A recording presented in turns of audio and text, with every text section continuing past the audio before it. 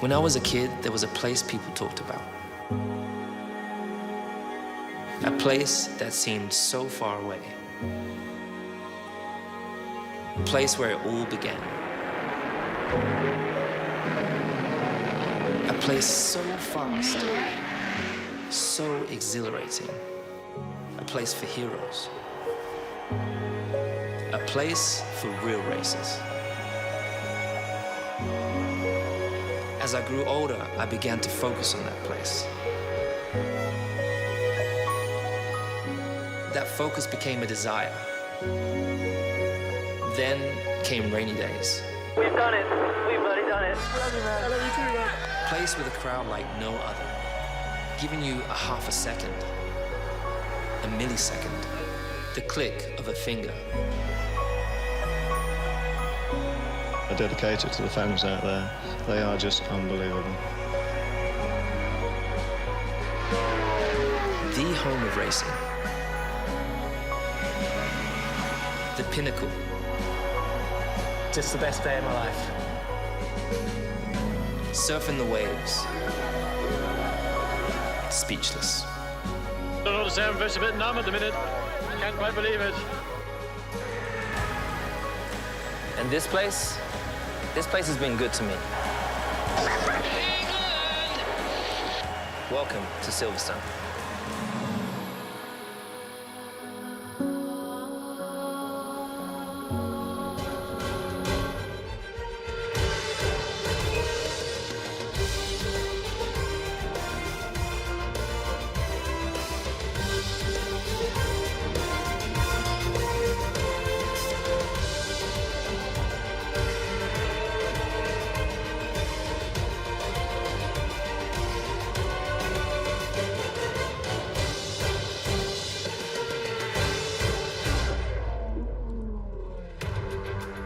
I say it every year, but we'll say it again. There really is no place like home for 7 of the 10 teams, for 4 of the 20 drivers, for 141,000 race fans, and for the Formula One World Championship itself.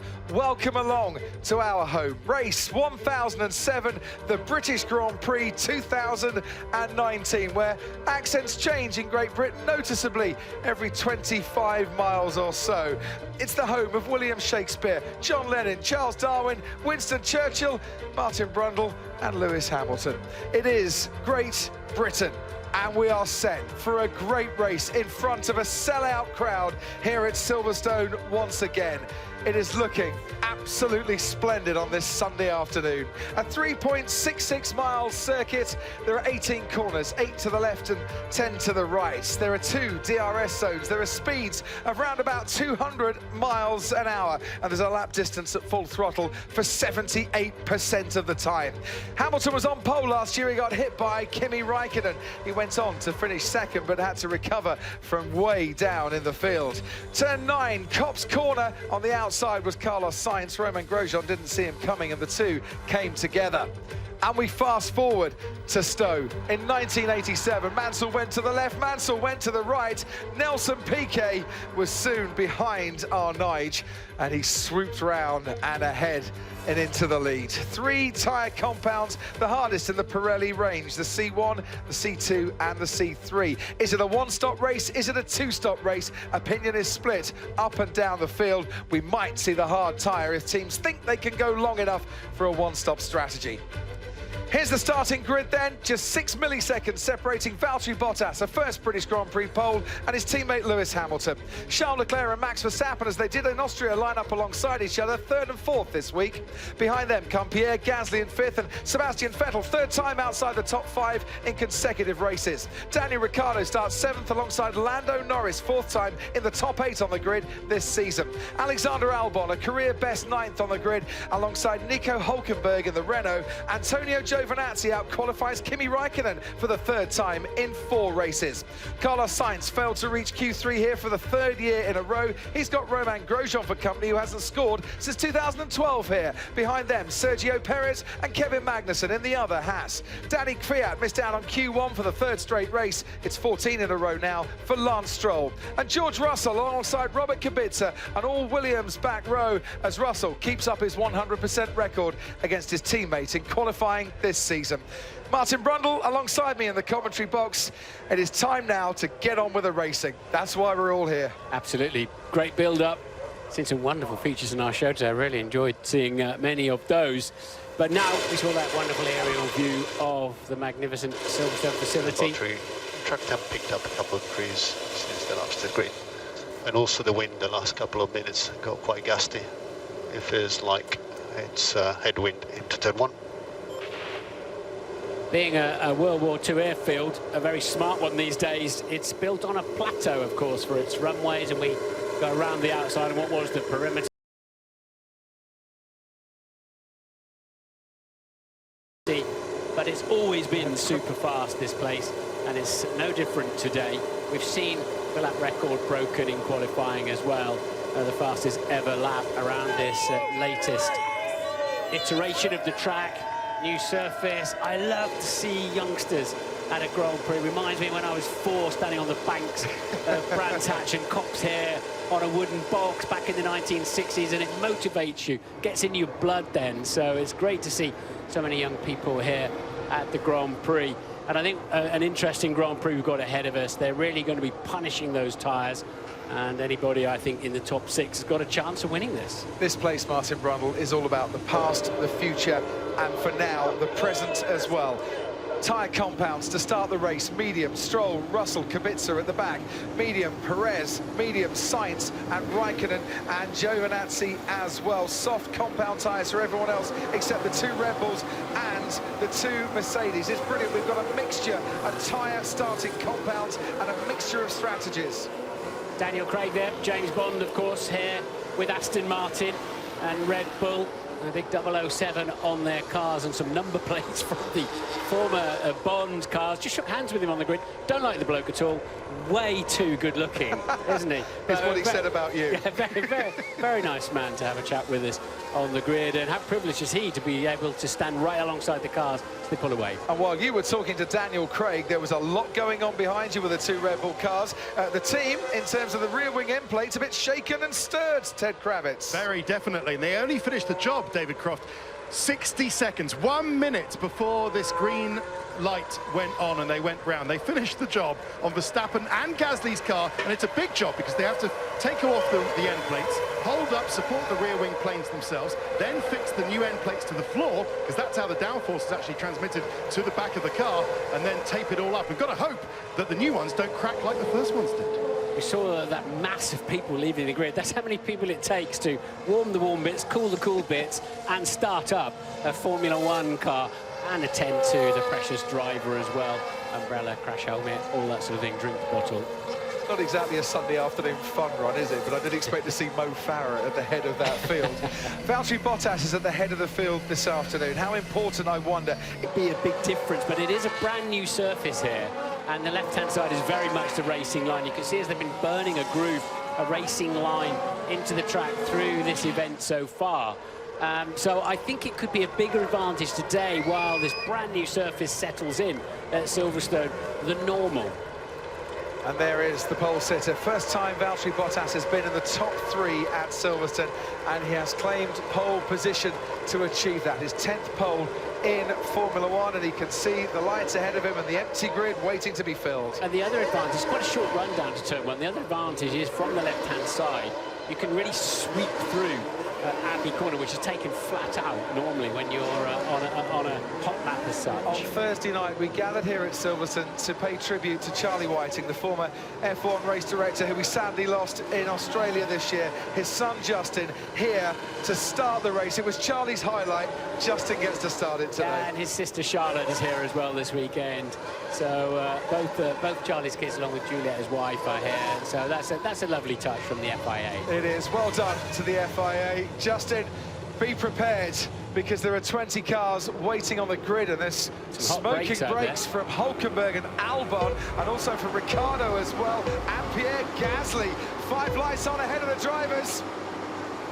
It's lights out, and away we go. Hamilton, I think, got a better start, but Bottas is just ahead at the moment. Covers off his teammate Leclerc in third for Verstappen, and then Sebastian Vettel and Pierre Gasly. Lando Norris looks to be making a decent start. He's level with Daniel Ricciardo already. Into Village we go. Bottas ahead of Hamilton, who's escaped trouble this time around, unlike last year. Leclerc is ahead of the Red Bull of Max Verstappen. Then comes Sebastian Vettel in fifth. Somehow they all appear to be pointing in the right direction at the moment, side by side as they were through the first few turns. But Bottas has the lead. Hamilton wants it straight away. But as you say, at least he's still in the race, unlike last year when he was turned around in the second corner. Hamilton thought for one moment of diving round the outside of Brooklands, but he couldn't get through there. We're onto the old start-finish straight and blasting towards Copse. Valtteri Bottas leads Lewis Hamilton. Further back, Ricciardo and Norris going wheel to wheel through Copse. Norris, can he come out ahead? Just ahead of Daniel Ricciardo, but they're still battling onwards towards Maggott. 2 into 1 doesn't go. Norris just ahead of Ricciardo. Norris said in our show earlier today, I have to get past Ricciardo. That's the man I'm racing this afternoon in reality. And great driving from both of them. Lewis Hamilton has a look through Stowe. Once again has to stay behind his teammate, and all 20 drivers are still running here. As Sergio Perez has a look at Antonio Giovinazzi, who's lost 1 place. Bottas is wide on the way into Club. That's really going to hurt his exit. Locked his unloaded left front into Vale, and that will please Lewis no end behind him. If he's already feeling the pressure, he's got another 51 laps to go. Lewis Hamilton right on his tail. Bottas, Hamilton, Leclerc, Verstappen. Then comes Vettel in fifth. He's made up a place on Pierre Gasly. Be right on board now with Lewis Hamilton. Behind Gasly comes Norris, Ricciardo, Hulkenberg and Albon, the top 10. And every time that Valtteri Bottas has to go on the defensive, he's not on the optimum line. And Lewis is all over the back of him. And I don't know what's happened to the 2 Hasses, but Grosjean and Magnussen right at the back, and Grosjean already pitting. Oh, it's been a sorry tale in the races this season for the Haas team, and already they're struggling. I wonder if we had contact between them. Grosjean starting 14th, Magnussen starting 16th. Bottas then, yeah, we'll see if maybe there was contact between the pair of them.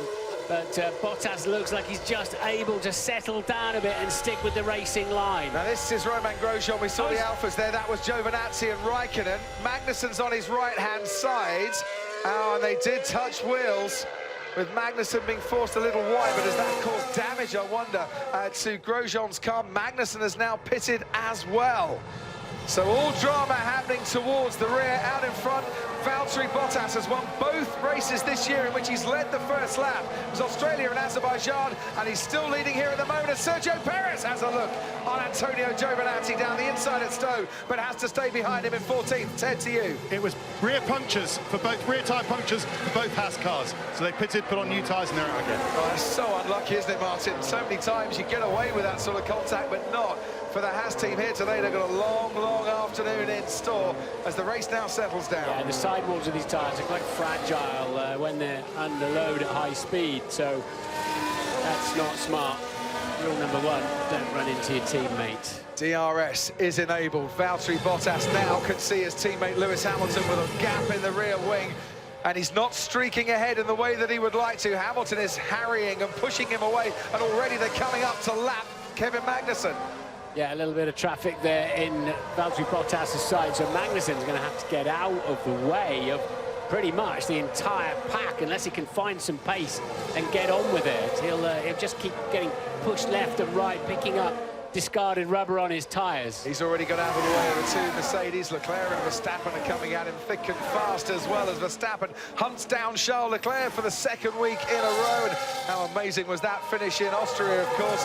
Magnussen keeps out of the way, and now we're on board once again with Lewis Hamilton, DRS assisted, down the Hangar Straight. We're heading towards Stowe. He's going to be wheel to wheel. No, with his teammate. He just runs out of straight just as he was looking to make a move. He's going to have to defend on the inside into Vale as well, so he takes to the middle of the road.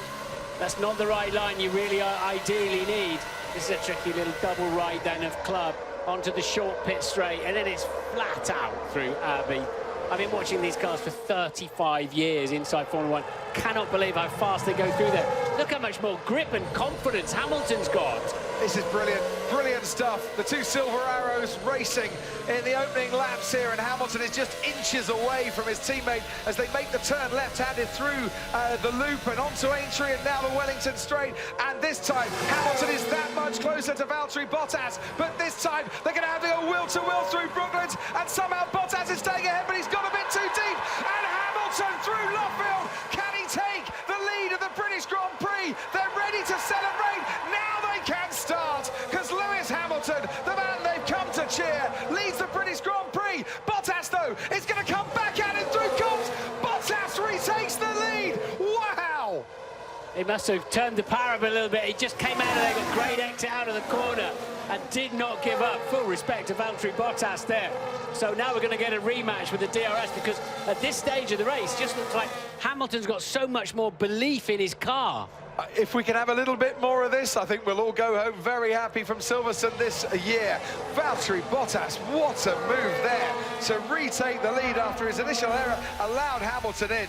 Well, Lewis set him up perfectly, so Valtteri's had to go defensive. Lewis said, OK, I'll give you that one then, but I'm coming back. The classic cutback, and I thought he got it at this point, but Lewis was extremely generous, I would say, on the outside of Luffield. So here's the switchback, and at this point, as far as I'm concerned, Lewis has got it, but he couldn't quite get the car to stick, to carry the speed into Luffield, and clearly didn't want to tag his teammate either at the same time. There's a lock-up from Valtteri Bottas heading to the Wellington Straight once again. All of this, Martin, is keeping Leclerc and Verstappen in touch as well. I get the feeling if the Mercedes weren't battling, then one of them would be out by a distance and a few seconds ahead. But Leclerc and Verstappen still very much in this fight. They are. You know, we've got to watch the front tyres, especially on the two Ferraris, of course, starting on the soft red mark tyres. Was that Lewis's best chance for a little while? Well, it might be that he has to drop back a little bit. You can't run too close for too long. The trouble is, he's being roared on by so many supporters here. Dropping back is going to be the last thing on his mind.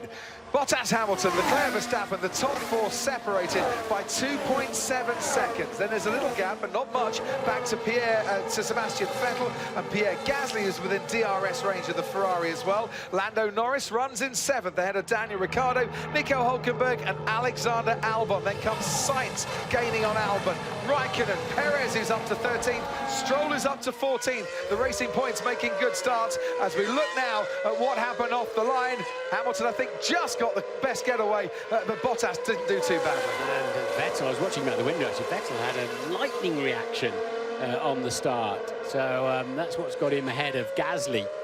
And as did Lando Norris, who at that stage, going into Village, was challenging Pierre Gasly. You could hear the early wheel spin there for Lewis on the right-hand side. Bottas had him covered off, but Valtteri was more cautious in these early few corners. There's a bit of heat after the early after warm-up on the formation lap. Great start by Norris here. He's clear of Ricciardo. Pierre Gasly doing his utmost to defend against Norris into Village down the inside. There goes Lando Norris, but he gets a bit bogged down and touches actually Pierre Gasly. They build the front suspension strong these days. They need to. This is Carlos Sainz now, and Antonio Giovinazzi soon gets bypassed by the McLaren. Nico Hülkenberg just ahead of the Renault. McLaren Renault's got a decent start system on it, hasn't it? Very good. They don't get caught napping off the line, and this is the incident with Kevin Magnussen and Romain Grosjean. That's where he would have picked up the punch-up as the two teammates did a bit of argy-bargy right at the start. You see the sparks flying, and then Magnussen and Grosjean getting rear punches as a result of it. They are Magnussen is a lap down at the moment, so he came off very much second best on that. Lando Norris, as you can see, still ahead of Daniel Ricciardo. Alex Albon is keeping Nico Hülkenberg very keen, isn't he, in the battle for 9th place at the moment. Yep, so the race is splitting up into two parts, as per normal, with the top 3 teams, the big budget teams, edging ahead. These long, fast corners, you so need the aerodynamics underneath you. You need consistency. You need to believe when you turn into Copse Corner. Lewis says DRS, get 1 second. When you turn into Copse Corner, 190 miles an hour, 300 kilometers per hour, and you can't really, you look like you're heading to Northampton as you arrive at that speed. You can't see the corner, and you turn the wheel, and you really begin to, you know, have to believe it'll turn with you. Now, for a lap, Valtteri Bottas got himself out of the threat of DRS from Hamilton behind. But on this particular lap, Hamilton is now within 1 second. He's just over 0.8 of a second behind. What I think Lewis did there was he made the big moves, didn't retain the lead, or didn't gain the lead. And I think he's just gone into, right, OK, let's just cool his tyres. Let's just get the engine and all the systems under control, and we'll come again. A repechage, if you like. Ted. Clever race from Charles Leclerc. He's just trying to keep those red tyres alive, holding up Max Verstappen behind him. I'm sure Verstappen feels he could go quicker. Verstappen, of course, on a different tyres, longer life. Leclerc's looking at around maybe lap 13 to come in and pit if he wants to go to a 2-stop. Otherwise, if he can push it out to a 1-stop. Gap to Leclerc, 2.3. Looks like his front left is starting to open up. Just as you were talking tyres. And that's what he's trying. Yeah, sorry, I hate salt tyres, but that's what Leclerc's doing. Just trying to keep those tyres alive. How long can he keep Verstappen behind him, though? And what do Mercedes do maybe about the threat of Verstappen once Leclerc pits and the Red Bull is released into some clean air? Anthony Davidson is at Sky Race Control for us this afternoon. Yeah, so it's really interesting, this battle between the two Mercedes. Great fighting on track, but I'm listening to their team radio, and they've basically been warning Bottas that Lewis is getting within DRS range. You can actually see on the screen there, he's got the DRS open going into Brooklands. Not that he can do much about it this time around. What's interesting here, Martin, as well, is Pierre Gasly is within DRS range of Sebastian Vettel. Vettel is not pulling away from Gasly, and Vettel's on that soft tyre as well. Gasly on the medium as we say goodbye to Kevin Magnussen from this race. What a shame for K-Mag. His British Grand Prix barely lasts 7 laps, and he'd been lapped already by that stage after contact with his teammate. It is, well, his first retirement of the season, and it's come here at Silverstone. Verstappen gaining on Charles Leclerc as they get to the hangar straight now, and I wonder if that Red Bull with DRS assistance is going to be within fighting range of getting near to the Ferrari by the end of it, or needed a couple more car lengths. Verstappen trying to overtake Leclerc. What could possibly go wrong? So, what we've got here then, 2 Red Bulls that are on the medium compound tyre, both fighting just in front of them, a Ferrari on the soft compound tyre, and they're talking about it opening up. You can see it on the front left of Leclerc's car when we go on board. But you've got it's a clockwise circuit. Almost all the big corners are right-handers, so it'll be the left front that takes the punishment. Only man to finish on the podium in the last 3 races is Charles Leclerc. He's got his work cut out at the moment to keep that run going, but he's certainly frustrating Max Verstappen in these opening stages. Another long straight, more DRS assistance for Max, but is he too far back? I wonder. Needs a bit of jet fuel rocket power to get past into Brooklands. The Ferrari is slippery in a straight line, but look how Sebastian Vettel is now closing up to Max Verstappen, because all the while Verstappen's bogged down behind one Ferrari, the other is gaining on him. And it's letting the 2 Mercedes get away. They're stretching their legs out front by half a second a lap at the moment in relatively clear air as well. So the Ferraris on their counter strategy is hurting Red Bull's race. They're coming up to lap Romain Grosjean, the 2 Mercedes as well, Bottas and Hamilton. Grosjean will keep out of the way, I'm sure, but they might be catching him up through the Vale chicane, which is not the best place for one driver to move out of the way. Lewis Verstappen gets close again, but can't get past. Lewis moving up to the gearbox again of his teammate. And further back, Lando Norris has Daniel Ricciardo right behind him. It's been a solid opening for Lando Norris in his home Grand Prix, running 7th at the moment, but Ricciardo is going to keep pushing and pushing.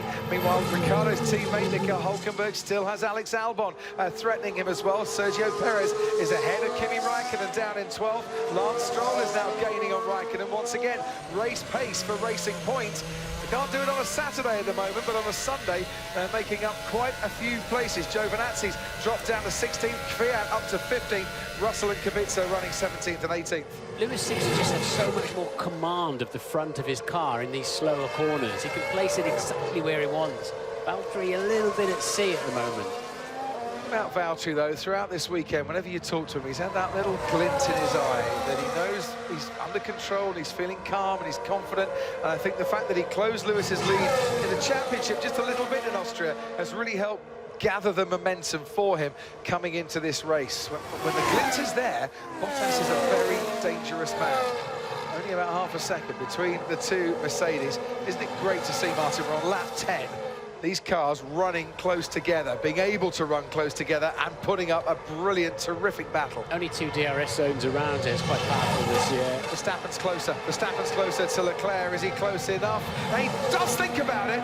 He wanted to move down the inside at Stowe, and Leclerc took the racing line, and very quickly Verstappen realised there was nothing doing there. Leclerc takes the inside into Vale as well, wants to force Verstappen the long way round, and definitely the Ferrari starting to struggle with traction out of some of these corners, because Verstappen is on the hunt and gaining all the time, as is Sebastian Vettel behind the Red Bull. Bottas might have just set a new fastest lap of the race. He leads by 0.8 of a second, but there's a terrific scrap here between Charles Leclerc and Max Verstappen behind it, and there goes Max Verstappen diving down the inside, has to switch now to go round the outside. The wheel-to-wheel again, unlike in Austria. This time Verstappen has to come off second best, and he's conceded a bit of ground here because Sebastian Vettel's right on his tail. Vettel goes down the inside of Brooklyn somehow. Verstappen fends off the Ferrari. Gasly now might get in on the act as well.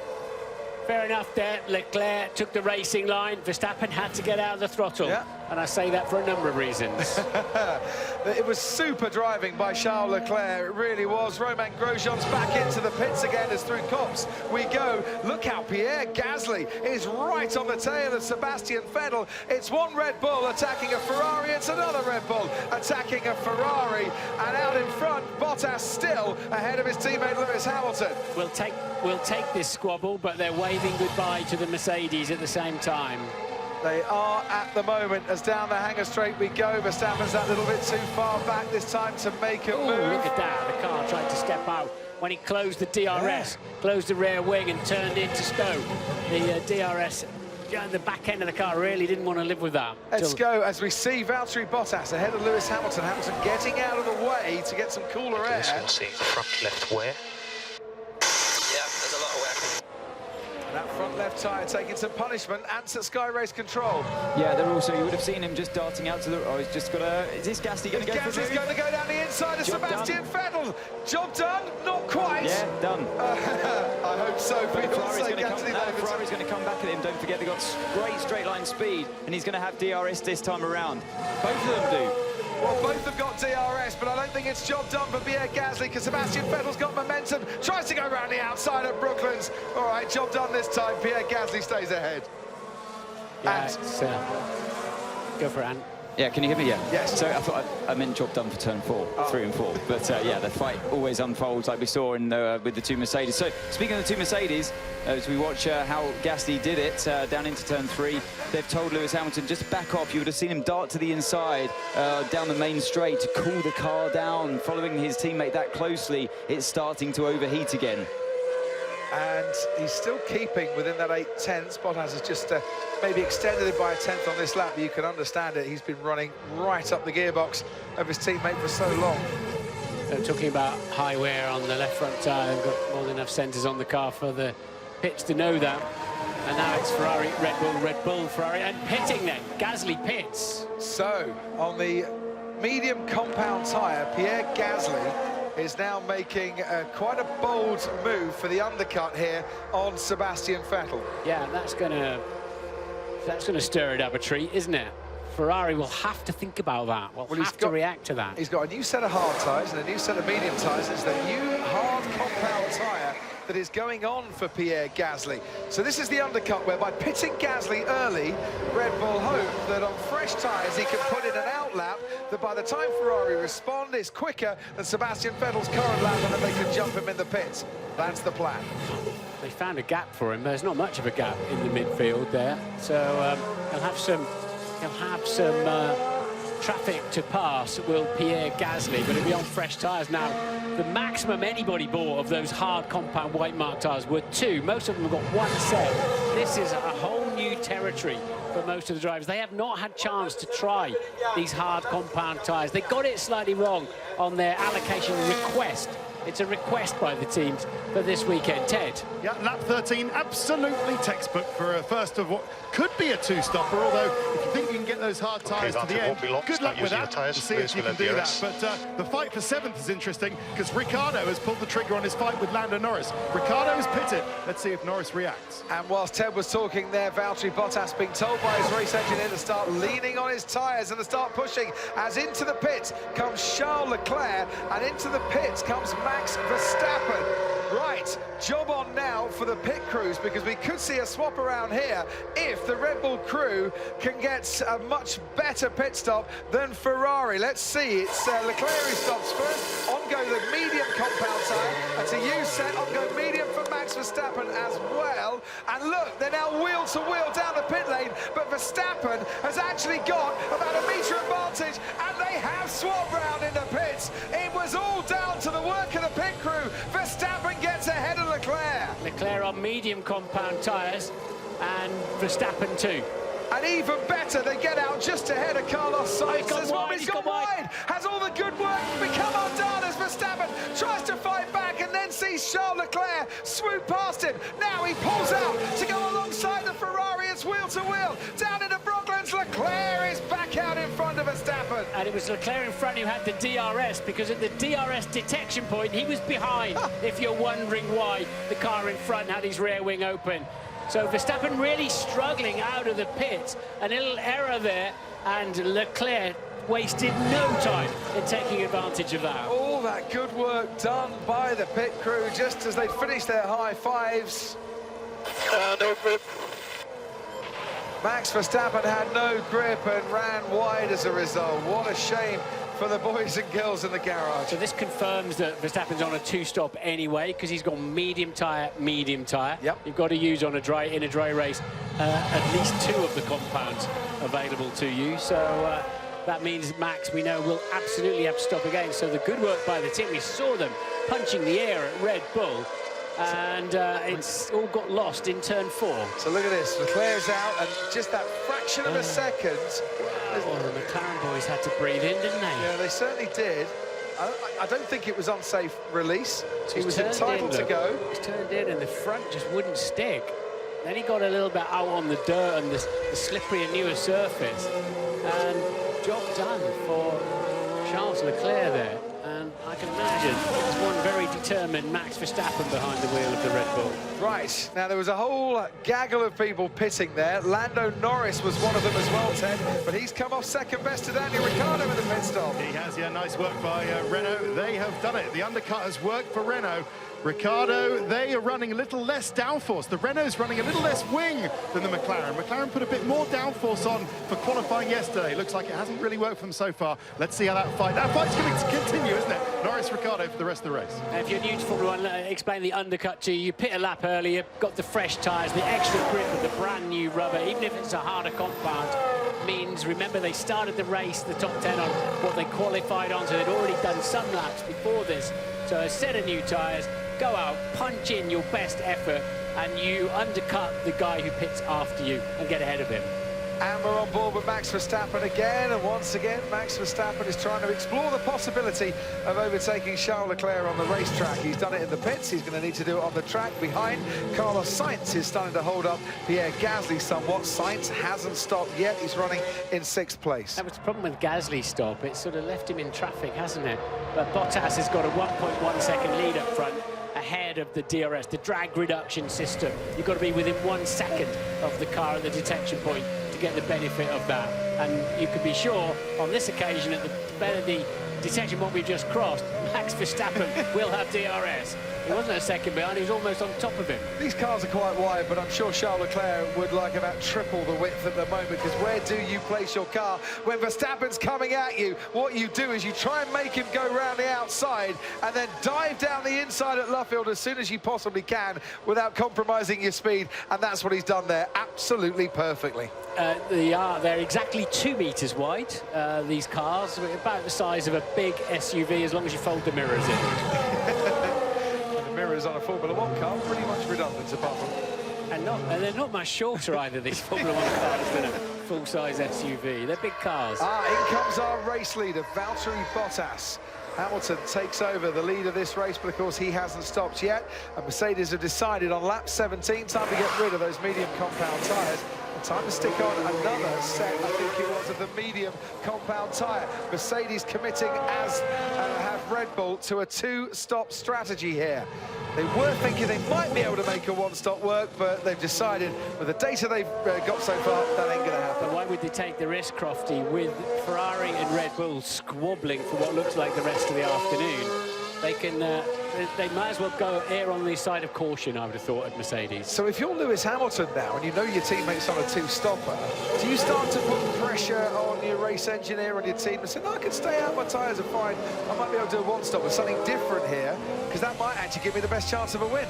Well, he can ask, but they're normally fairly cast in stone on that. What he can do, though, is pump in some amazing sector times while that's going on. Here comes Max Verstappen again. How did he not make contact with a Ferrari as he pulled out from behind the rear wing of Charles Leclerc? You can sense the frustration going on in the Dutchman head under the crash helmet, because he knows he's got the pace here, but he just can't find a way past Charles Leclerc. This is not Austria, this is Silverstone, and it's not quite happening for him at the moment, but boy, oh boy, was that close to contact. Well, you could actually fast forward 10 years, because I think you're going to be seeing a lot of this. I hope so. Between these two. I hope so. We're going to be seeing it for 5 more years at Silverstone, and that is even better news as well. Now, there's a pit lane incident involving Lando Norris and Alexander Albon under investigation. Norris is ahead of Albon. They pitted at exactly the same time. They're in 12th and 13th as Verstappen has a look around the outside. Leclerc definitely getting his elbows out, but if you move back to the racing line having defended, you must leave a car's width, which we already know is 2 meters. I always think the regulation should be a little bit more than a car's width. Yeah, because a car's width is enough to, you're going to tangle. Interesting graphic we saw there. Lewis Hamilton stayed out for at least one more lap and set in the fastest lap in doing so, as Verstappen's going for it once again with Leclerc, but once again Leclerc has got that inside line. Hamilton's chances of overtaking his teammate at the pit stops actually went down from 43% to 40% as he stayed out and hit that fastest lap. So is the change of strategy maybe not working at the moment, but it hasn't played out to its fullest extent yet. Here goes Max Verstappen into Brooklands. Charles Leclerc is still ahead. Verstappen is trying every single trick in the book at the moment, and a few pages he wrote himself as he goes onto the gravel, and you can hear the gasps, the oohs and the ahs from the crowd as he somehow manages to keep it under control. One thing they would like to do is applaud him when he gets past the Ferrari, but he just can't do it yet. Remember what I said in Austria when I said I didn't think there should be a penalty? You know, what goes around comes around. They're just coming around, isn't it? This is absolutely brilliant racing between two supremely talented drivers, and they are giving it everything here. Here comes Verstappen again. He's almost pushed onto the grass. Somehow Leclerc stayed ahead. And I think Verstappen had to back off a little bit there because he was almost on the grass on the inside at Stowe. This is getting serious. Yeah, Verstappen's arriving at 320, 330 kilometers an hour, a couple hundred miles an hour. But the angle of the corner is now so acute because he's up the inside, so far up the inside. Now, that was a day late and a dollar short, that move there from Charles Leclerc in terms of the defence. If you were the race director, would you start just to get on the radio saying, watch it, don't do that again, otherwise the stewards might have a look? This is where there should be... He's moving really late. I never thought I'd hear Max Verstappen saying that after his early escapades when he first arrived in Formula One, but that was really late. That's why we need a warning flag or something to say, OK, on the limit, near the edge, that one, but you can't do that at really high speed. That's when cars start flying, and that's when marshals and spectators can get hurt, and that's when it's game over in terms of that kind of manoeuvre. But it's all right. You remember a few years back on the Kemmel Straight in Spa where Max Verstappen moved quite late in a straight line with Kimi Räikkönen, was trying to pass him? Was it a bit similar to that? That wasn't penalised that day? Yeah, probably, Crofty. I can't remember it exactly, to be honest. But just looking at this, Hamilton's attempt to overcut, go longer and go faster than his teammate, has now failed effectively. It's not working, is it? Bottas is faster than him, so all this will do is give Lewis fresher tyres later on in the race, which is fair enough. Right, here we go again. Max Verstappen and Charles Leclerc. They're coming onto the main straight to complete lap 19 of this race. Hamilton leads. Sebastian Vettel is second. We barely mentioned Vettel. Neither Hamilton or Vettel have stopped. Bottas, Leclerc, Verstappen complete the top 5. Here's Verstappen once more. There's a yellow flag right at the end of the lap here. It's not going to affect these two for the time being, and the yellow flag is for Antonio Giovinazzi, who seems to have dropped it in the gravel on the exit of the Vale chicane. Right, that's going to be some kind of safety car, virtual or other or actual, because that's in a difficult place. So Verstappen stays behind Leclerc. Let's go down to Anthony Davidson at race control very quickly. Yeah, I'm just watching back of that incident with Giovinazzi, Crofty, and he did just lose it by himself. But yeah, with safety car deployed, Anthony, just to break in, safety car deployed. So the full safety car as well. Full safety car. That's going to stack them back up. Now, that'll play into Hamilton's hands, well, will it not? where is Lewis Hamilton? Guess what? Lewis Hamilton's just coming to the pit entry as we see Giovinazzi going off. Hamilton surely coming into the pits. Yes, he is. So Lewis Hamilton, Ted Kravitz, he took a gamble to stay out. It's a gamble that might work. And it's gamble that might give him the lead of the race. He was negative. He wasn't going to beat Bottas under normal racing circumstances by only a second, but it's so much quicker to make a stop under a safety car. Even a sort of generally safe stop like that is surely going to give Hamilton the lead of this race, Crofty. It will do. He can go to the end on those tyres, no problem at all. Because here's the double bubble for Lewis Hamilton. They put the hard compound tyre on. And is this Mercedes thinking, right, we now could make a one-stop work because we bought a few laps under the safety car. We give Lewis Hamilton the lead. Sebastian Vettel does the same thing, and the hard compound tyre goes on for him. Bottas goes through and into second place now. It's a free stop to an extent because you'll come back up to the crocodile tail behind the safety car. And here's interesting, Martin. Max Verstappen has pitted as well. So Verstappen into the pits for the second time.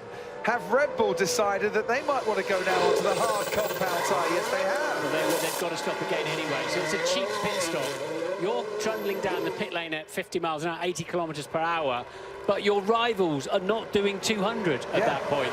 And you might lose a place or two in the safety car queue, in the crocodile behind the safety car, but then you're good to go for the rest of the race. So it's a no-brainer. Well, if it's a no-brainer, Charles Leclerc stayed out. Now, he doesn't have to pit again because he's got soft tyre, medium tyre. But why didn't they pit Charles Leclerc again to put him onto the hard, which would have been a more durable tyre to get him to the end of the race? As it is, Leclerc's lost a place to his teammate, Sebastian Vettel, who hadn't stopped until the safety car came out. Ted? They didn't pit Leclerc because they were busy thinking about how this was so great for Sebastian Vettel. Vettel pitted under the safety car. Fantastic for him. He's lost out. And you've got to feel, not only for Charles Leclerc, but for Valtteri Bottas, through no fault of his own, saw off the challenge from Hamilton. And then thanks Antonio Giovinazzi and thanks safety car. At this point, we've lost either race. I'd rather get the feeling Giovinazzi's not on Valtteri Bottas's Christmas card list at the moment, but as we're in July, he probably hasn't made one yet. It's worked a treat for Carlos Sainz as well, because he's managed to jump to the front of the midfield pack. Great job, guys. How many laps I do there? You did 20 laps at the time. I felt longer than 20. Yeah, me both. Were they just praying and hanging on for a safety car? Look, we've had a safety car 14 times before, 14 races where a safety car's affected things. We've had a safety car here at Silverstone for each of the last 6 years. And that's the reason why. Antonio Giovinazzi going off at the Vale chicane and into the gravel. We can have another look at it, Martin.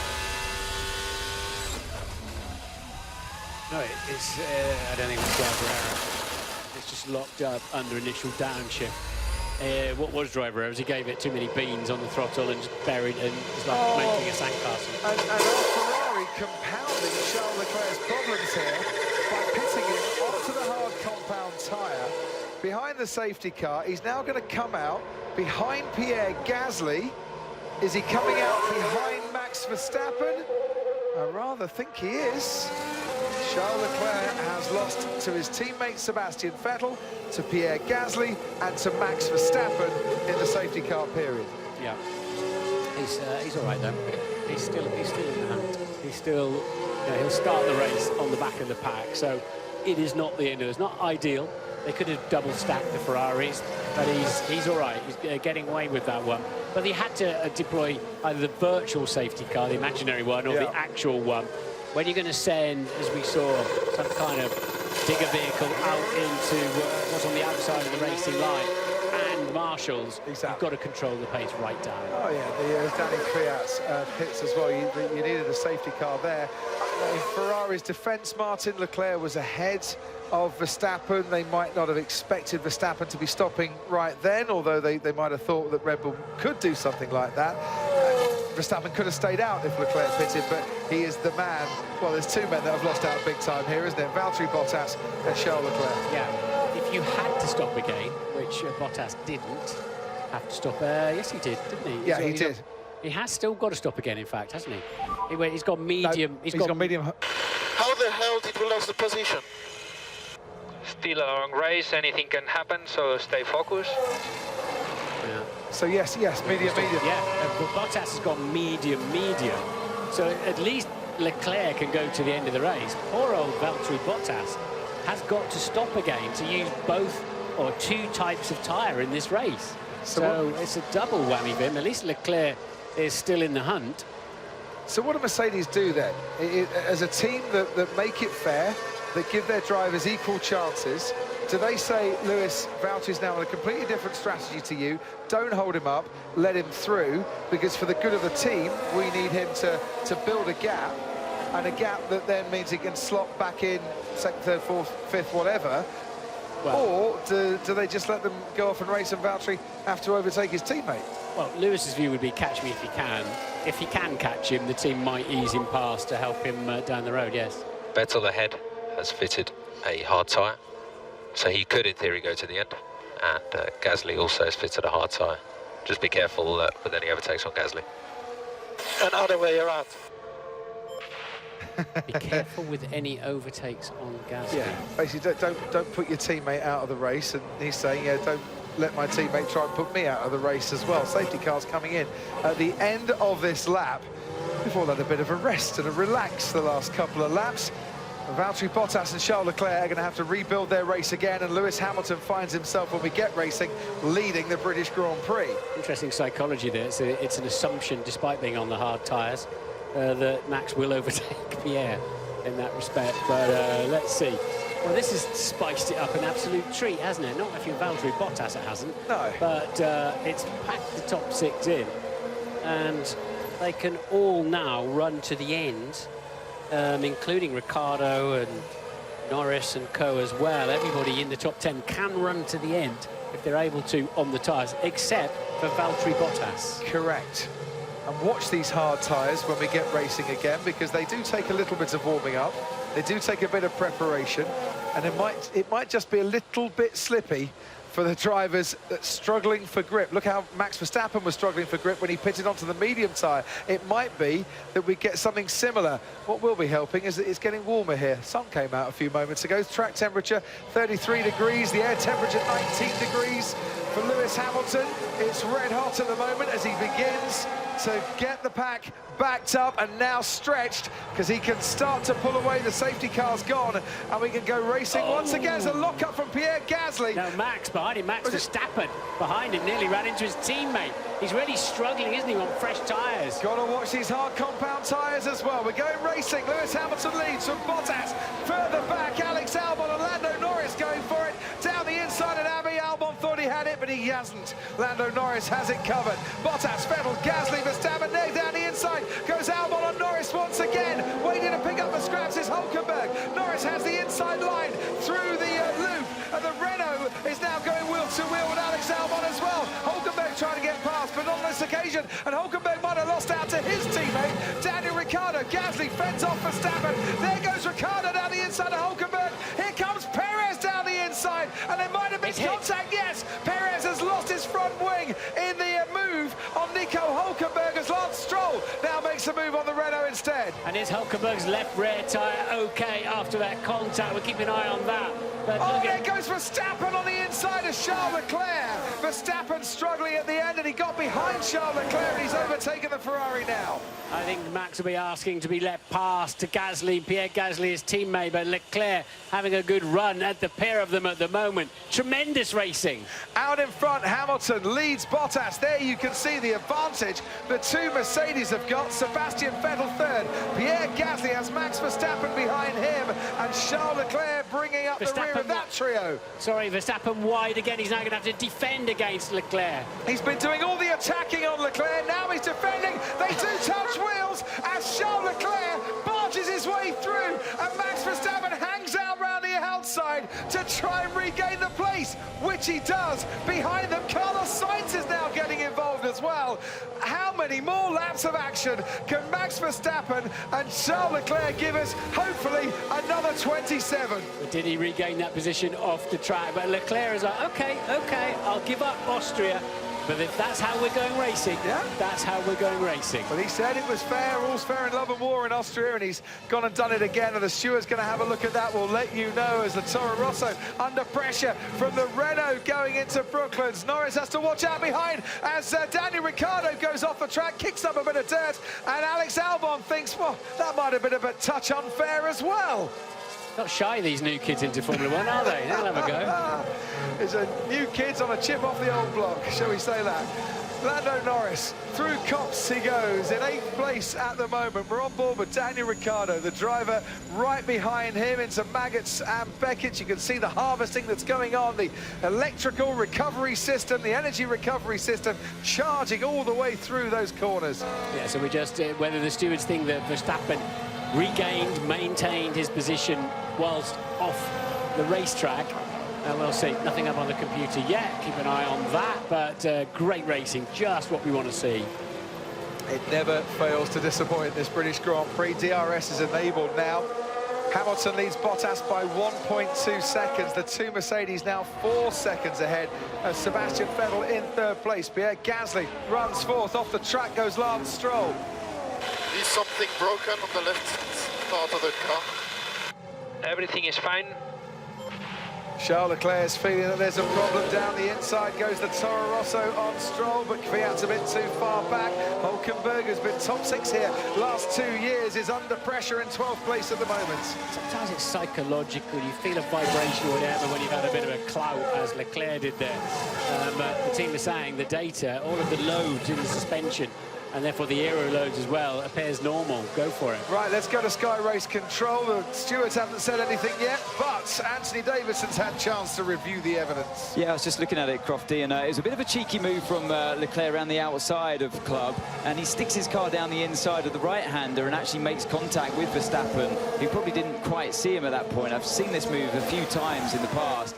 And so it's actually Leclerc does touch wheels, and that sends Verstappen off the track. And yes, he does get the overtaking move done off the track, but so is Leclerc. He's all 4 wheels off the circuit too. So it's who was more off the track. I don't know what they're going to look at. Is that force majeure? You know, they're both off the track. It doesn't matter. I think this one's got to go as just hard racing. Based on what we saw in Austria, I think, like Martin said, it's fair game. No complaints on that whatsoever. The two Red Bulls go through the final corner, through Club, and behind Sebastian Vettel, who's in 3rd place. Gasly and Verstappen are 4th and 5th at the moment, and double yellow flags are now being waved at roundabout Brooklands, I think it is. Can't see it from our commentary box here, but there's double yellows being waved. I wonder if something's fallen off. There's a bit of contact made here earlier. That was Sergio Perez's front wing that was disappearing, and the contact with Nico Hulkenberg. Two former teammates, and that's just one big crunch of carbon fibre that has left Sergio Perez down in 17th place. This is the incident now. Leclerc and Verstappen, take us through it, Martin. So this is down into Club Copse corner, of course. And here we go then. This is Vale. And Leclerc gets on the power beautifully. He's got the apex, nothing wrong with that at all.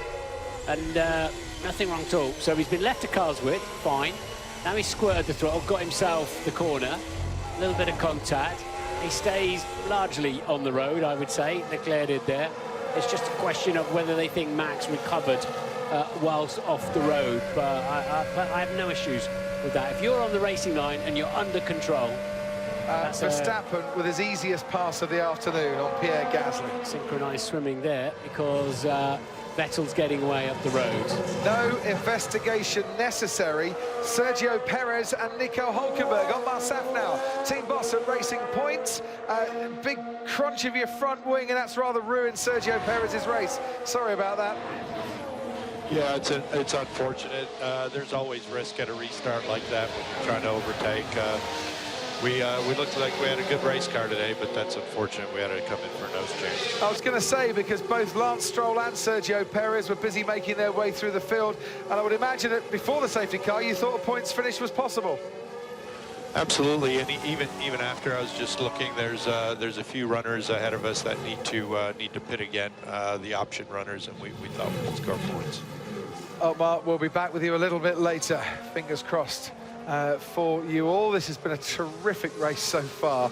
We're on lap 28 of 52. We've lost Kevin Magnussen and Romain Grosjean, who made contact early on and both got punctures and both were retired from the Haas team.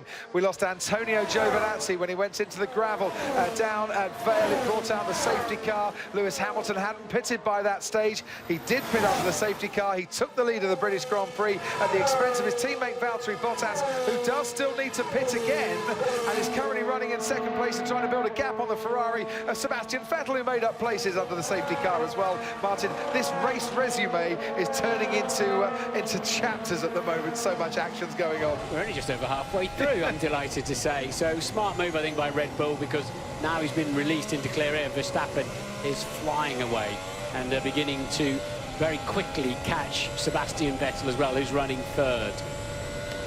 And this is Charles Leclerc, who was running third at one stage and has had some absolutely epic tussles with a Red.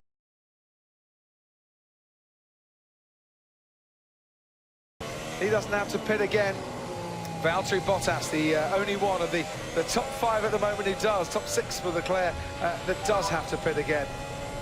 Mode 8, just to top up the battery before you get to 7. Mode 8. Yes, before you can go to mode 11, which is the full beans. Leclerc's race has looked a bit more like ice hockey, hasn't it, from time to time, as he's been getting his elbows out, going, OK, yeah, this is how we do it. Good. Ted Kravitz, down to you in the pit lane. Yeah, it's all been going on up there. Martin, just from a fan's point of view, did Verstappen not just drive into Leclerc in that battle? And was that okay? Did Verstappen not just clonk into him? I think they're both trying to make what is a tiny little left-hand corner there, Ted, as well, slightly off camber.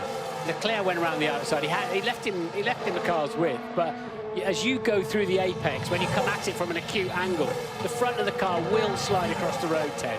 Okay. Sorry, Crofty. Charles Leclerc thought for one moment that Pierre Gasly had left enough room, but as Gasly made the turn right-handed into Stowe, the gap was soon closed upon him. Thank you very much, Ted. Quickly down, just quickly from down here. Sorry, I was going to make the point that Lando Norris, we think, has to pit again. Sure, he's on the hard tyre, isn't he, Crofty? But that was put on very early. So if he can make it to the end, then great. He didn't stop under the safety car. Carlos Sainz did, his teammate. So if that tyre gets to the cliff edge, McLaren might need to stop Norris early. And now I know this happened a long time ago, but for anybody listening to us... We're trying to work it out. We've just got Ricciardo behind, which makes this difficult. He's on the medium... Look, I got screwed over by the strategy, So, dude, it was a very poorly timed safety car, but there's still 23 laps to go. There's still lots to play for here, so let's keep it up. Sorry, I should have... He's on the medium side, so he definitely has to stop again. Yes, he does. Sorry, I thought I had the wrong information. Just quickly, I know this happened a long time ago with the Haas drivers, but I know a lot of people listening to us in the US, and it is an American team, so I can just tell you that Grosjean had to retire because of loss of downforce after the collision with his teammate Magnussen, and Magnussen was reporting something loose, and that's why he had to retire. Perhaps not as loose as his team boss, Günther Steiner's language when he gets hold of the two of them. Well, yeah, it's another unenforced error, and two teammates taking each other out. They've had issues, certainly at Haas, with that in the past. An interesting press conference later with Günther. Ricciardo's gaining on Norris here. Martin. Yeah, Norris doesn't have to stop again by regulation, because he started on the soft tyres, went to the mediums on lap 13. I think he'll just run out of tyres will be the problem. But Pirelli say 25 laps is the maximum for the medium tyre. They like to keep it conservative, those estimates, because these high-speed corners around Silverstone, when the tread goes, in terms of tyre degradation here, the teams aren't necessarily too worried about the way the tyres degrade, but what they are worried is that eventually they will get to a cliff because of the nature of the corners and fall away very, very sharply. You can lose an awful lot of time by staying out even one lap too long. Look at that. Event attendance, 351,000. There are officially 141,000 fans here at Silverstone this afternoon. We could be still trying to get out on Monday, and I wouldn't mind that whatsoever. And we appreciate each and every one of you, as we do everybody watching us at home all around the world. We talked to, I think, 67 countries around the world. We love to share Formula One with you.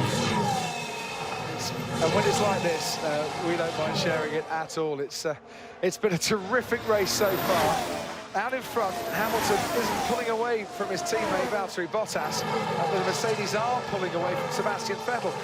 Not by the extent I think that Bottas would want, because he's got to pit again at some stage, and he wants to build up at least a 20-second gap, so he hasn't got any overtaking to do with the Ferrari. Yeah, and of course, he needs to get as many points as possible, so Bottas's best chance is an 18.5-second cost, because it's such a short pit lane on the right-hand side that you miss this last left and double right, so you gain, it's not as painful as at some circuits, so he needs to be 18.5 seconds ahead of anybody to get ahead of them. So at the moment, that would put him back in 6th place, Valtteri Bottas, for example, so he can get some points, but in the fight against Hamilton for the World Championship, it's painful indeed. He was so unlucky with the safety car timing, but of course they tend to generate themselves safety cars. Well, I posed the question when Bottas pitted, was Hamilton then going to say, right, I'll stay out as long as I possibly can, because that's now my best chance, if a safety car does come,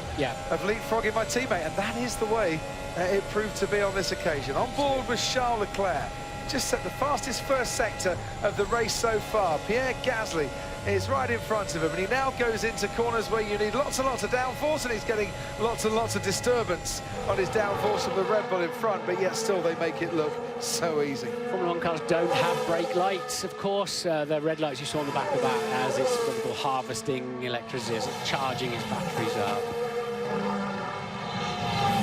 Do you think it would make the racing better if they did have brake lights? I often wonder. You wouldn't be able to react anyway. It wouldn't make a lot of difference, to be honest. The braking distance is so short, it wouldn't make any difference. So I've often asked the question. Yes, if you see the lights and then you react, you've got to hit him. Yeah, you're nearly as close as they are on the M25 sometimes when they're tailgating you. So this was into Brooklands. He's trying to find a way.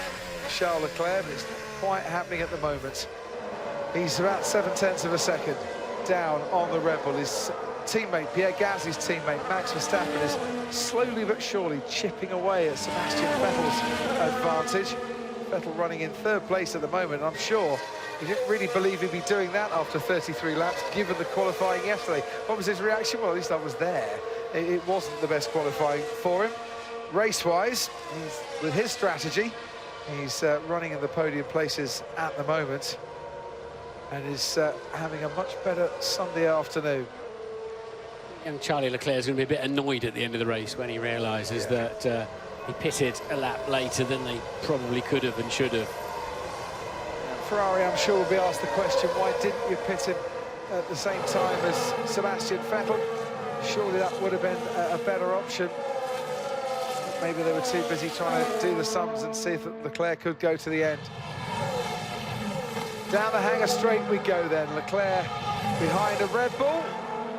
He thought about it, didn't he? A tremendous scrap between Red Bull and Ferrari, hasn't it? All 34 laps so far, but it has made life easier for Mercedes-Benz. Well, certainly a practice on Friday. Mercedes had the pace advantage over the rest. That's the way it's proving at the moment. Lewis Hamilton lapping in the mid-129s. Valtteri Bottas just a couple of tenths faster on that previous lap, but both of them comfortably clear of Sebastian Vettel, who's now 10 seconds behind the race leader in 3rd place. Verstappen continuing to gain on him. It's good, Max. Keep the pressure on. Your battery's in a healthy state. Get ready to take the opportunity here. Use it all only when you need it.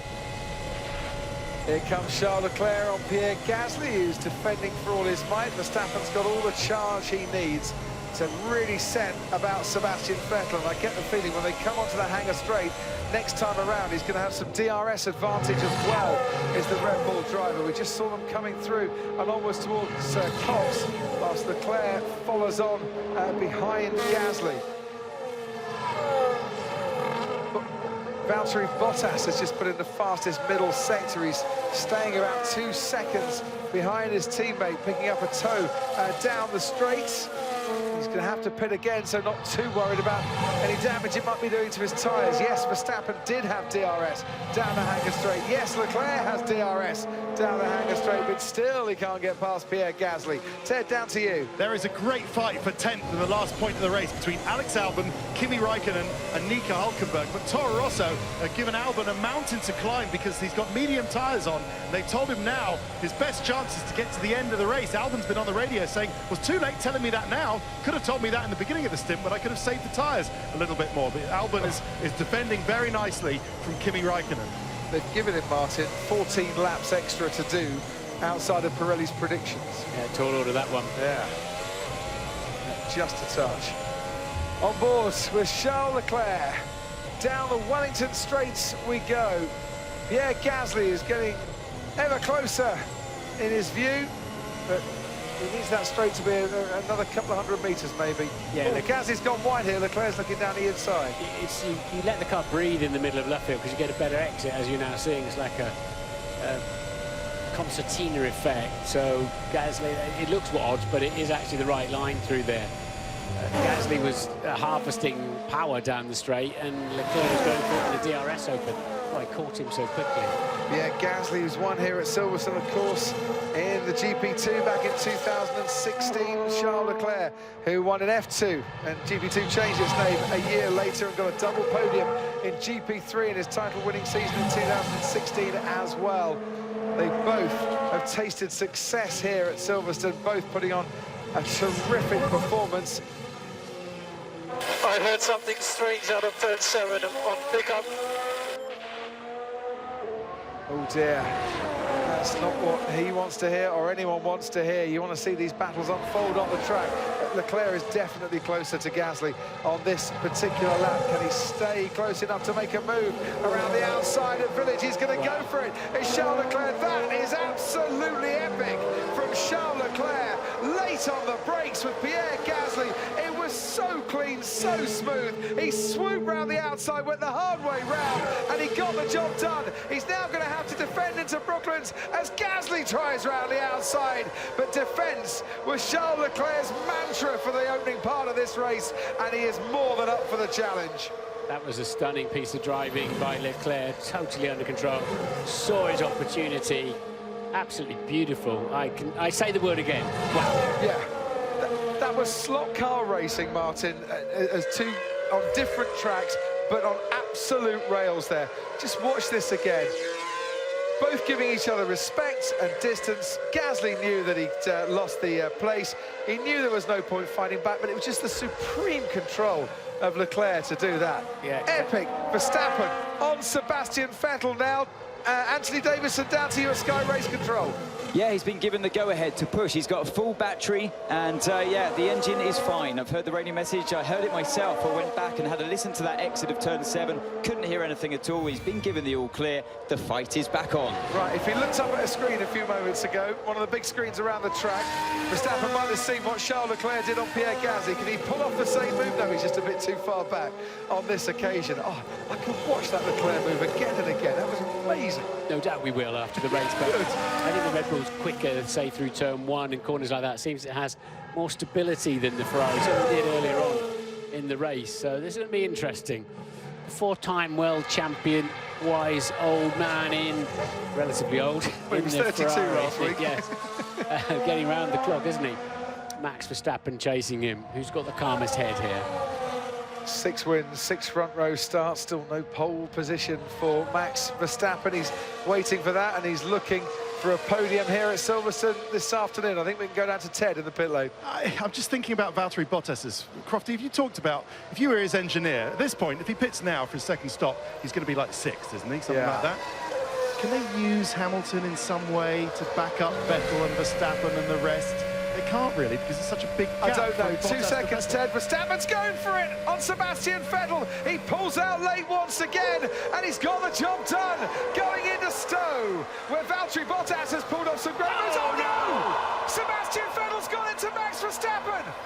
And under braking, he just couldn't slow down, and Vettel and Verstappen come together as Gasly and Leclerc go through. Verstappen had pulled off the move, he was ahead of the Ferrari, and then he got rear-ended by Sebastian Vettel, and that has totally destroyed his race. The man who won 4 World Championships for Red Bull runs into the back of a Red Bull. They're pretty strong at the back. They've got a big crash structure. Vettel is then going slowly. He's lost that place to Verstappen, but that looked like Vettel's error. We'll have to see it again. I would imagine he got underneath, so you lose air on your front wing. He got right underneath the Red Bull, hit the brakes and locked them up. I don't think Verstappen checked him up and brake tested him. So this is how Verstappen got past Sebastian Vettel. Fair enough, Vettel parked it on the right, and Verstappen just steamed around the outside, kept it within bounds of the racetrack. So close there. Do you remember when Daniel Ricciardo went into Max Verstappen in Baku? Yeah. That's a carbon copy. You've lost your downforce on the front wing, but that's Vettel's fault. That's Vettel's fault. He's misjudged that. Because he's going across the track, and Verstappen is having to slow down for an acute approach again. What the? Look, they're right in the braking zone. It's in the braking zone. And what was he doing? Slowing down for a corner, and Sebastian Vettel didn't slow down enough. If these cars escape without any damage, I will be stunned. The stewards are investigating it. Sebastian Vettel causing a collision. Celebrations turning it. Look, there's the damage on the front wing. It says involving both cars for causing a collision, but I believe that will be either a racing incident or deemed as Sebastian's fault. Right. I can't see what else.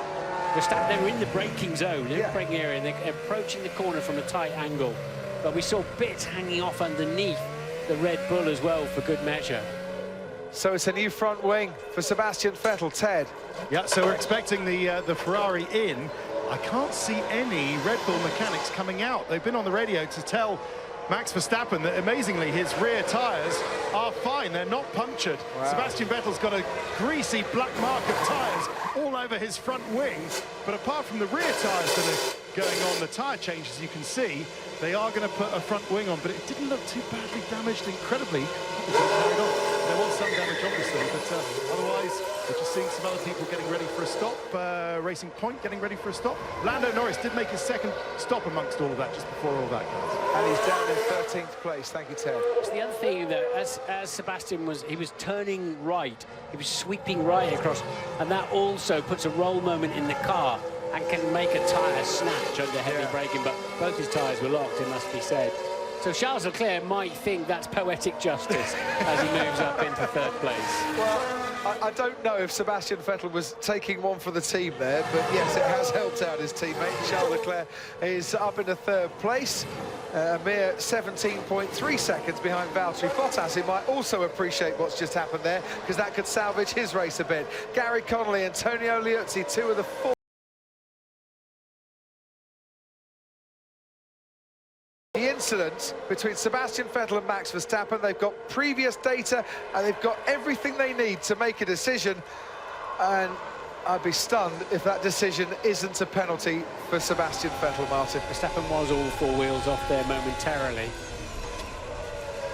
It's just like Ricciardo and Verstappen in Baku. Once you get right behind it, he just can't stop. He's got no Sebastian may say he didn't leave me a car's width on the inside. Why did he have to? The car was behind. It's driver error. I think for me, I'd go racing incident. While we watch it, right. So you see how we're approaching a 90-degree left-hander. He couldn't have gone in. He did well to get out of that gravel trap. The one Giovinazzi didn't get out of earlier on. Let's go to Sky Race Control. Anthony Davidson. Yeah, so I've just been watching it back quite a few times on the onboard from Sebastian, and I totally agree with Martin. You know, there's nothing that Max could have done to avoid. It's not like he's suddenly moved in the braking zone, and I think it's even more clear-cut, guys, than the Baku incident between the two Red Bull drivers that day. Unfortunately, I think Seb misjudged it. He got into turbulent air. He thought about bleeding off the brakes and peeling to the right-hand side, but he ran out of time, he ran out of space, and ran into the back of the Red Bull. So, look, if he gets a penalty for it, I think there's nothing, there's nowhere to hide. I think it was his fault, but I do believe it was a racing incident. He came out of it worst. But he has damaged Verstappen's... We're as happy as we can be on the car side of things, Max. Suspension's fine, tyres are fine. All right, we've got a bit off to get a podium. How can the floor be okay? I mean, I massively hit the bump. Yeah. I mean, in terms of bodywork, we can't do anything about it. That is what it is. You could see when it was flying through the air, bits hanging off underneath the car, so the floor is damaged.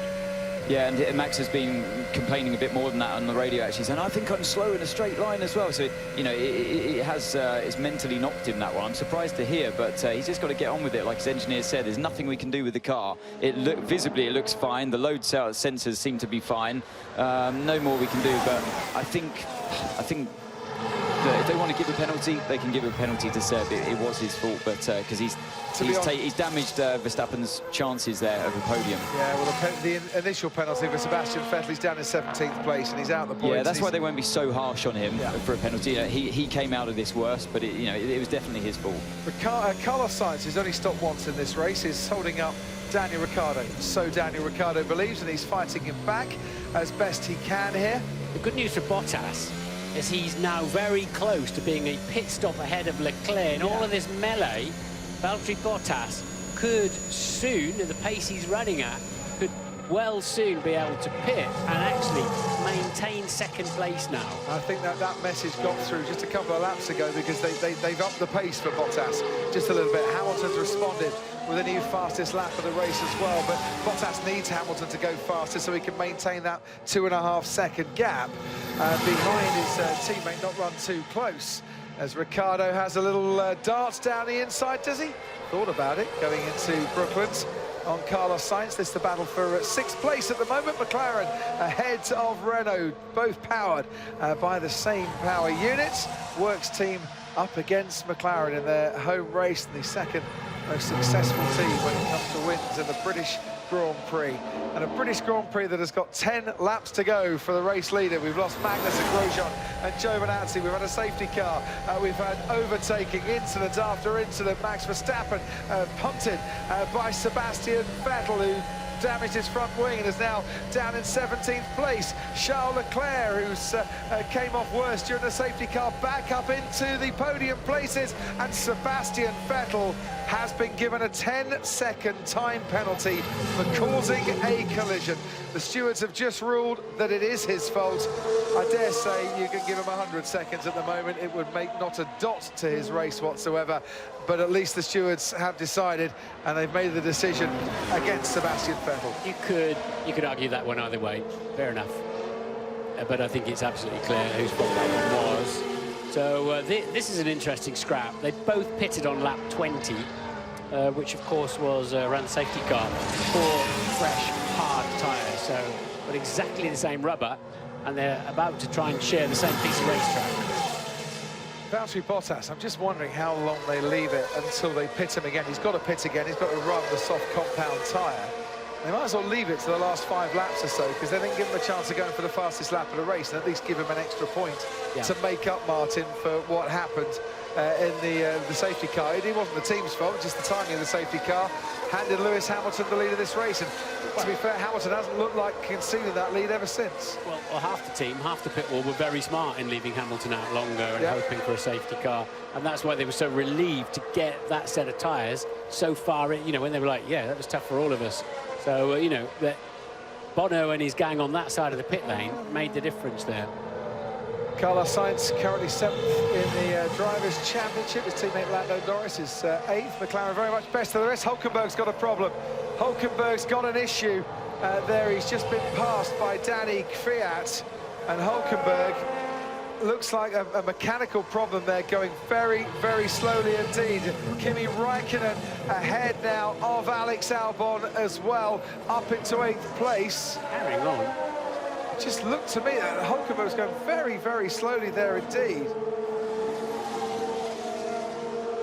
Oh, maybe... Unless he'd been off, or round possibly. at Beckett's there. Yeah, it looks like it, doesn't it? It looks like he might have just had a little adventure around the outside of Beckett somewhere. It was a full 4.5 seconds slower in that final sector than you would normally expect. Look at this, so box. It's a free pit stop, effectively. Well, it certainly is for Lewis Hamilton. His teammate's got a pit again. He's not pitted. He's gone past the pit lane. So why would Lewis Hamilton want to stay out there and ignore the team orders? Yeah. He knows he can get the tyres to the end, but that's a security pit stop. What he doesn't realise is Valtteri, probably doesn't know, Valtteri must stop again anyway. So you'd expect him to be told that by the team at some stage. The trouble is with the pit stop, you know, speeding in the pit lane, sticky wheel nut, you know, anything can happen. Fails, jack fails. It does introduce issues in that respect. When did Hamilton put those tyres on lap 20? And Pirelli say that those hard compound tyres can do 30 laps. So to be honest, the team are just covering themselves for something unexpected in the last few laps of the race. Yeah, so he'll come out in front of Leclerc on a fresh set of tyres, but Lewis is yet to be convinced. He's bought himself another 3.6 miles to discuss that particular booking. That's James Vowles, the chief strategy engineer at Mercedes, the man who makes the calls. He's got a team, of course, back in Brackley assisting him, but he takes the responsibility himself, and I wonder, is Lewis Hamilton going to come in this time? You know that feeling when the orange light comes up on the dash, service required. It's so annoying, isn't it? Yeah. Oh, there's a big lock up there by Robert Kubica going through the Vale chicane as the Mercedes crew waiting once again, and this time Valtteri Bottas is coming in for the soft compound tyre to be fitted. There he is, for making his second and final pit stop of the race. Charles Leclerc is just coming through Stowe. The problem is if they do pit Hamilton again, Bottas is going to be so fast on these tyres that Hamilton will be under pressure. So, by staying out and ignoring the orders to come in... He's got to stay out now, hasn't he? Yeah. Well, you'd certainly think so, because if he did come in on these tyres, even if he left it one lap, there'd be about a second in it by the time all normal order was resumed. And it's down to you. Yeah, they've told him to stay out through to the end of the race, so yeah, I think that was the right decision made, really. Was that a phantom call? Or what happened there, do you think? No, they were ready for him to come in, but yeah, I mean, Bottas obviously had to pit again, but yeah, I think, like you said, it was a bit of a, they had the luxury of being able to stop again, but I think, yeah, many things can go wrong in a pit stop, as we've seen quite a few times. So I think Lewis is clearly feeling good in the car, and that the tyres can last on those hard runs. So yeah, now they've agreed with the driver's decision and allowed him to stay out. We're on lap 46 of 52. Carlos Sainz and Daniel Ricciardo battling away for 6th and 7th place at the moment. Out in front, Lewis Hamilton has a commanding lead over his teammate Valtteri Bottas. I'm sure he'll only do this on the last lap, Martin, but eventually he'll start to contemplate the fact that a sixth British Grand Prix win is coming his way here at Silverstone this afternoon. He's level with Jim Clark and Alain Prost on 5 wins. After today, he will be the most successful driver in a British Grand Prix. And Verstappen, his car can't be too damaged underneath, but he's catching his teammate Gasly for 4th place now. Is Max Verstappen As down the inside goes Daniel Ricciardo, having a look at Carlos Sainz there, but unsteady through Stowe, and Ricciardo, for just one brief instant, thought that the place was his. McLaren stays out in front, and no late bit of daring do into the Vale chicane from Daniel Ricciardo. We've seen what problems can amount there. Yeah, just saying, Verstappen is easing back towards Gasly. Whether he's got enough laps left is another matter. So, into the new section, the loop section we go once again. And Carlos Sainz starting to struggle a bit on traction As he gets out of those slow corners, Ricciardo will see that. He'll have DRS assistance as well, and he'll think sixth place could be mine. This fancy this one for a while. Hasn't finished sixth since Canada, but he's going to have to go a bit faster next time around. They're coming back out into the pit lane. Anthony Davidson. Yeah, this is fascinating stuff. They're talking to Lewis about, look, this gap is going to come down now that Bottas is out there. I've been telling Bottas about fastest lap, obviously on those new tyres now, and they're telling Lewis, look, we can pit now. We've got a free pit stop, but in not too much time, that gap's going to be too short for you to pit. And this is all about just protecting themselves against these tyres, Martin, just shooting off the cliff. And degrading so badly, so suddenly. Yeah, Lewis just was surprised to get the call and is obviously contesting it. But now Bottas, with a new fastest lap of the race, is 21.3 seconds behind, and we know it's an 18.5-second pit stop if everything goes to plan. So if they are going to pit Hamilton, they've either got to control Bottas or they're going to have to do it right now, and Lewis is going to have to get on with it. Ted, down to you. Now, keeping an eye on, I can clear out what happened. So they initially wanted to pit Lewis for all these reasons you talked about. They're scared about the tyre going off the cliff. But then Bottas radioed in and said that he could feel a vibration, and they were worried that there was something wrong with Bottas's tyres. That's why they told Lewis to stay out. That's why they pitted Bottas when they did. And now they're going back to the idea they had in the first place, that they want to pit Hamilton. I wonder if that was... Or not. Yeah. Or don't want to pit him. Well, yeah, they can't control Valtteri Bottas. He's charging away. Where's Lewis? How much in front and what's his lap time? So Hamilton is 26 seconds in front, lap time 29.0. Why would Charles Leclerc be worried about Lewis at this stage of the... I admire his optimism if he thinks that he can get through if he get past it, but I assume he just wants to see, is the Mercedes going to pit? Where will he come back out? Well, he knows he's a long way ahead because he'll turn into through Chapel into Hangar Straight, and he won't be able to see a silver car, so he knows it's a good chunk ahead. He might be surprised to find it's 26 seconds ahead. And meanwhile, Daniel Ricciardo is gaining on Carlos Sainz once again. Sainz putting up a sterling effort here in defence. Only once scored points, Carlos Sainz, in a British Grand Prix. Finished 8th here, didn't he? 3 of his 4 starts have been DNFs. Finished 8th here in 2016. Daniel Ricciardo, a man who has been on the podium in 2014. Finished 5th here last year for Red Bull. Would dearly love another 6th place finish for Renault here this afternoon. The gap out in front. Valtteri Bottas, 21.3 seconds. I think he's set the fastest lap now. He's taken the life out of the tyres. It'll probably maintain around that 21 seconds. Mercedes could breathe a bit easier, but they'll still be thinking, oh, I really wish we could have pitted Lewis there, just to be on the safe side. So now Bottas is pitted, of course. Maybe Leclerc suddenly sees a Mercedes ahead of him that's flying off into the distance, which is Bottas, wondering, well, if Bottas is only this close to me, where's Hamilton? He probably didn't, he's not quite clocked or been able to understandably what's going on with the Mercedes of Bottas, but certainly a save for him, isn't it, after that horrible safety car situation. Sebastian Vettel has got ahead of Sergio Perez. He'll drop back behind him, a 10-second penalty for Vettel for causing a collision. George Russell currently 14th on the racetrack. If he can hold on to that 14th, it'll be his best finish in Formula One so far. Lando Norris, strategy has really hampered Lando Norris. The safety car came out at the wrong time for him today, and a good point-scoring finish taken away from him. He's down in 12th at the moment, but whereas mixed fortunes for 2 British drivers, 1 British driver out in front is on his way to another British Grand Prix victory. And some would say it was a bit fortuitous that when the safety car came out, Martin, but you do make your own luck in this world. As Lewis said, felt like longer those first 20 laps, having to hang on to the tyres that he started on. Yeah, I mean, he had a good go at taking the lead, didn't he? And then had to regroup after that. 2 Toro Rossos in the top 10 as well, 9th and 10th. Kvyat and Albon. Kimi Raikkonen once again showing his class up in 8th place for Alfa Romeo. You can see Lewis in the big fast right-handers, just resting his neck a little bit. And we watch him go, and you'll see there's not a lot of room in there, mind you, but we know he's an athlete. He's supremely fit, but it's interesting to see his head moving around in the high G corners. Absolutely, as the Hamilton family watch on from the garage. Ted Kravitz is near there down in the pit lane. Yeah, a couple of things. First of all, Toro Rosso eased Danny Kvyat past his teammate Alex Albon. Albon still got that point for 10th, but Kvyat and Raikkonen are ahead of him. Albon was up to 8th at 1 point, but Albon's hung on gamely for that point, still in front of Hülkenberg.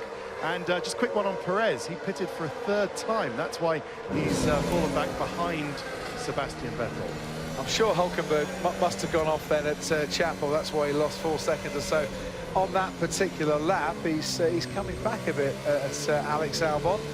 And Danny Kvyat on this lap is coming at Kimi Raikkonen as well. That scrap for 8th place might not be over just yet, as we ride on board with Daniel Ricciardo once more into Abbey. Blindingly fast Abbey now as you turn right. Used to go turning left past the campsite and onwards down towards Bridge, but the new section certainly, I think, livened up this Silverstone track. Not that it really needed it, but I do love this new loop section and onto the Wellington Straight. Yeah, it makes it a good overtaking, doesn't it? Into those very technical corners, put in amongst the fast ones. Verstappen has pretty much maintained 5 seconds behind Gasly now, so stop catching him. Sainz just 0.6 ahead of Ricciardo, as we can see there. Well, Ricciardo's battle will continue on. Lewis Hamilton knows this feeling and knows this feeling really well. Starting the final lap of the British Grand Prix in front of his home fans, in the lead of the British Grand Prix, and comfortably in the lead of the British Grand Prix as the clouds gather overhead. His mate Stormzy is preparing to wave the checkered flag to him. And I'm sure for Lewis Hamilton, whilst pole position wasn't quite his yesterday, victory today, well, it's a wrap, isn't it?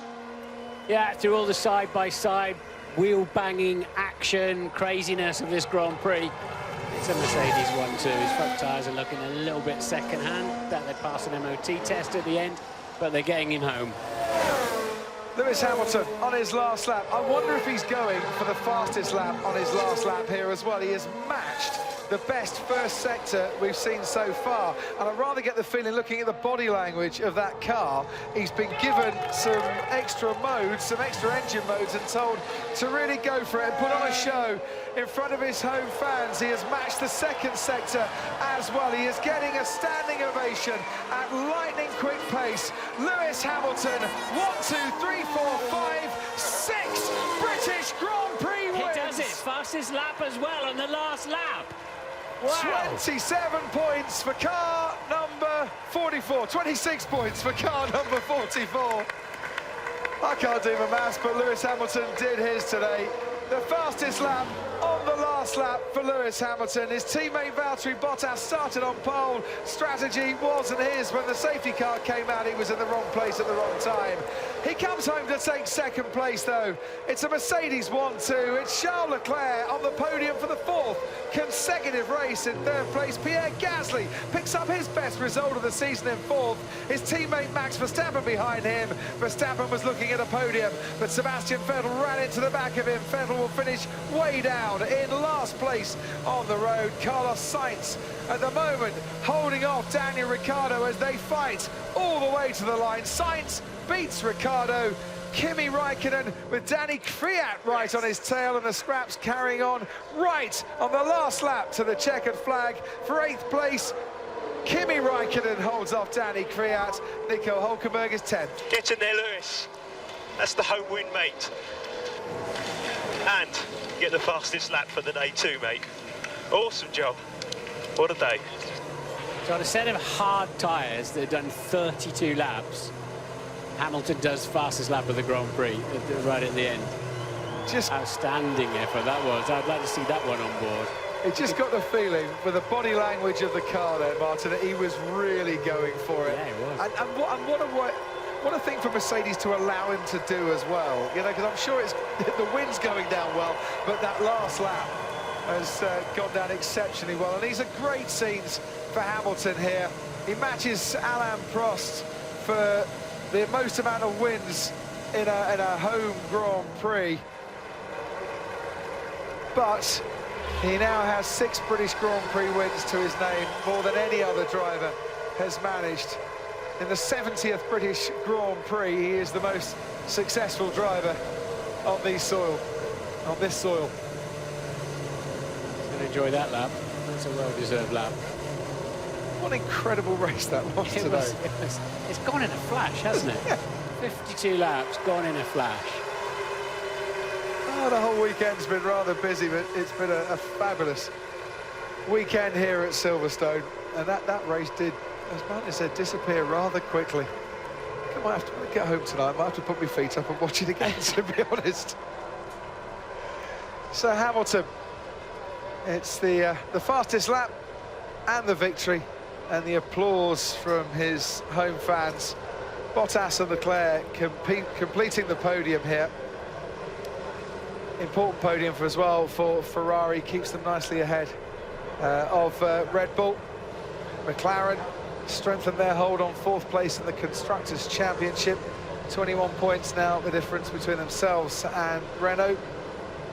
Points with Kimi Raikkonen for Alfa Romeo this afternoon.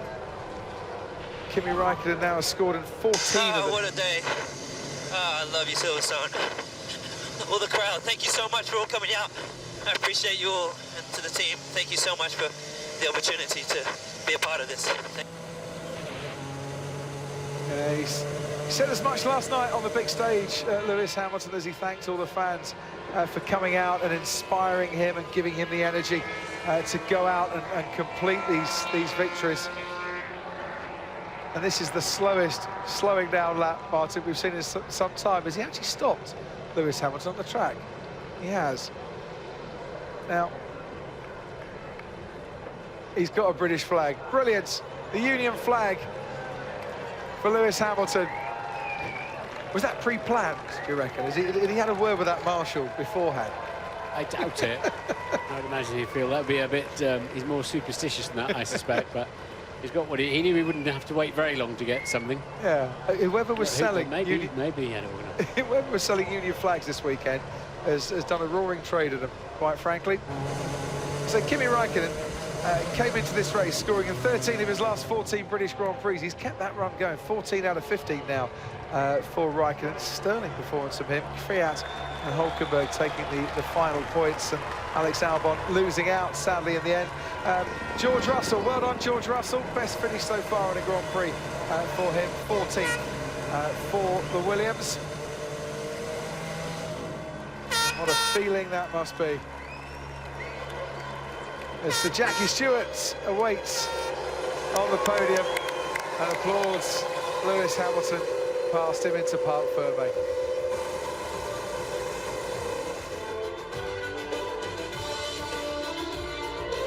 Those first 20 laps where, as he said, it felt way longer than that, where he had to hang on to the tyres. Well, they made a bit of a gamble, because had that safety car not have come out, there's no way he'd have been ahead of his teammate during the pit stops. It was a gamble that worked. It was Valtteri Bottas's race up until the safety car came out.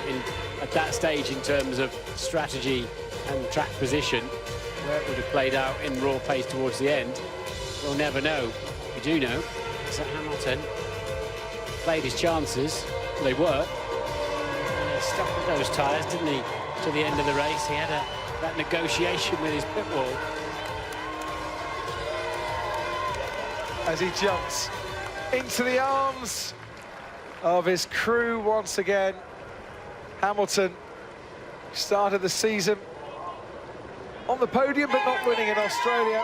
Picked up his first win in Bahrain, and then China, and Spain and Monaco, Canada and France. He's back discovering that winning feeling once more. 7th win out of 10 races in 2019. Jenson Button waiting to talk to him. Oh, Lewis, congratulations. There must be so much emotion in there. Honestly, a bit out of breath. I can't tell you how proud I am to be here today in front of my home crowd and got my whole family here, my team. So many British flags out there, and I can see them lap after lap. After every year I've been coming, I've seen it and noticed it and appreciated it. But you would think you would get used to something like that, but I tell you, it feels like the first time, and I'm just forever grateful for everyone who's come out and spent their whole weekend here. I really hope that you enjoyed your day, and God bless you. Well, I think everyone did. It was an epic race. One of the best British Grand Prix I've seen. Today, you also made history. 6 times winner of the British Grand Prix. I couldn't have done it without these guys, and I couldn't have done it without my team. They're all around here, and the guys back at the factory, like everyone back at the factory and their wives and their kids who are supportive over them through the whole year of their time away, and how dedicated they are to their jobs. So when I tell people, you know, thank you to the team, there's like nearly 2,000 people in my team that make this possible, and so I'm just a chink in that chain. But I hope, you know, I value them massively, and super proud to be a part of this. Congratulations, Lewis. Good job. Valtteri, it's a tough one, right? You know, after such a good start, such a good fight with Lewis, he put a good move on you, but to get him back into Copse, great move. It looked like you had it under control, but well, obviously hurt by the safety car. Yeah, I don't know really what to say. Obviously, congrats to Lewis. Massive support for him over here, but I stopped first and I was just kind of controlling the pit stop gap, so I was still effectively leading the race, and suddenly there was a safety car and Lewis got a free stop there and got me there. I also went to the medium, so that meant I had to stop at the end again, so that was pretty much it. So not really my day, but at least the pace was good and felt good out there. Yeah, I think there's a lot of positives still to take from today, to get that pole position here around Silverstone, a circuit that is obviously very special to Lewis, and that fight back for me was great to see. So do you take a lot of positives away from here moving on? Well, for sure there's positives. You know, yesterday I was the quickest on track. That's good. And I think the race pace was good today, and we had a good fight, so I'll keep fighting. You know, it's not over yet. So good job. Congratulations, Charles. Congratulations. You were the driver of the day, and I think everyone agrees you were the driver of the day today. That was a fantastic race. Great to see the battle with Max Verstappen and yourself. Such good fighting, and it's the new generation of Formula One. So how was the race for you today? Well, it's probably the race I enjoyed the most in my Formula One career. Yeah, great to finish third, but today was a very difficult day. The first 2 stints we weren't where we wanted to be. I think on the hard we were very strong, but unfortunately with the safety car we lost a little bit of positions. Was not great for us, but yeah, very happy to finish third, and extremely happy for the battle we've had on track. Yeah, you guys went for a different strategy, it seemed, with starting on the soft tyre. It didn't look like it really worked for you in the first stint, but as you said, with the safety car, your fight back, your move on Pierre Gasly also was epic. So you must take a lot of positives from this race, and you're just gaining confidence the whole time, I'm sure. Yeah, definitely. I mean, I think the last race was a bit an eye-opener for me, really showing how far we could go, and I think it's great for Formula One to just fight on the limit that way, and I'm very happy that this race has been that has gone like this. Congratulations for your P3. Driver of the day, Charles Leclerc, which I'm sure is no consolation to him whatsoever, given what happened with strategy. Winning driver of the day, Lewis Hamilton. There's all the consolation of another victory in Formula One. And for Valtteri Bottas, you have to feel for him. He knows that it wasn't his day today and it wasn't his fault, but those things sadly do happen from time to time. They just happen to Valtteri Bottas, it seems, a bit more often than his teammate. Yeah, it doesn't always seem to play out for Valtteri with too much luck, does it?